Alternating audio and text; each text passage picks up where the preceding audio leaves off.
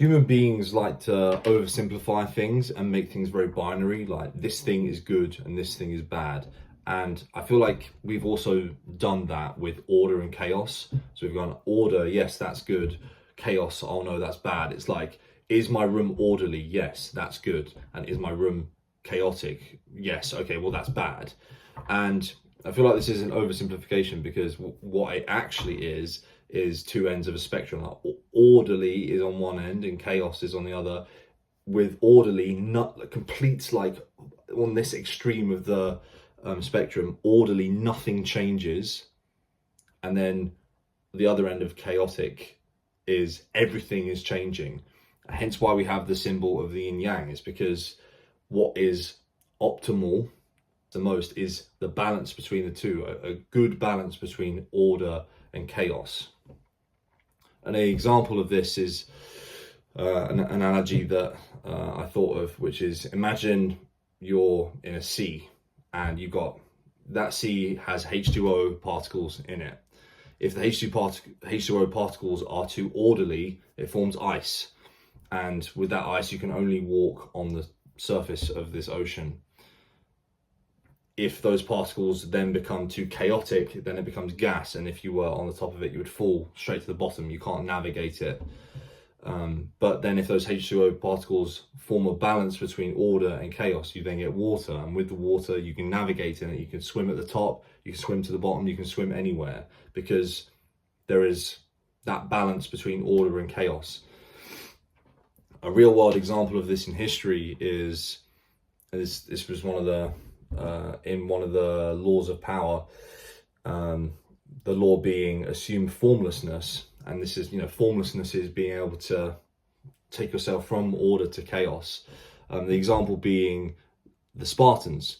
The Spartans were very orderly, which meant that they had the best military, they were the best fighters because they were the most disciplined. And then they attacked and defeated Athens and then absorbed all of their wealth. But as a result of this, because it changed their economy and they were so rigid, they weren't able to change themselves and adapt to this massive influx of wealth, and they fell apart from within in like 30 years. That's like a real world macro scale example of how being actually too orderly can break you. And I feel like there is a silent majority of people that suffer from that more than the people that are spiraling out of control because they're too chaotic.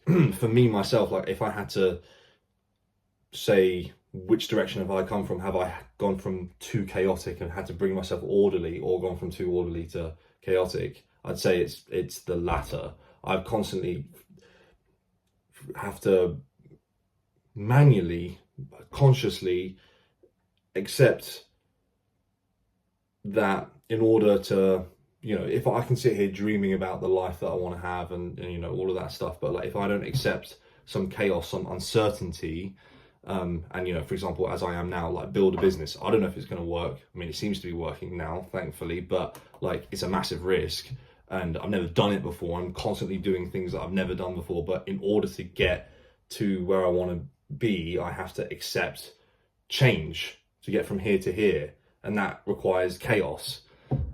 You cannot get to where you want to get without changing anything about what you're currently doing. And just because I'll put my hands up, be guilty of this. I was like, oh yeah, like I'll make it one day, I'll be like rich and famous, but it will just happen to me. And then I came to a realization, like, oh, actually, no, that's fucking stupid. Like, no, that isn't just going to happen to you. Like, you're going to need to make it happen. You're going to need to make that change and like break away from your orderly daily habits and routines in order to make that happen. And I think for the minority of people, it's, you are doing too much crazy shit. You need to like, slow down and like, get a job and a structure and stuff like that. But obviously, yeah, once again, it's equally valid. They need to strike a balance in the middle. If you're too far this way, you still need to come here just as much as if you're coming from here. But I think just too many people, much more people need to introduce more chaos into their life than order. And even now saying it, like if I say you need to introduce chaos into your life, you think, oh my God, that's like a bad thing. I don't want chaos in my life. But like, If you don't see it as binary good and bad, or good order, bad chaos, and you actually see it as just how much change you've got going, then yeah, then it helps when I say you need more chaos in your life.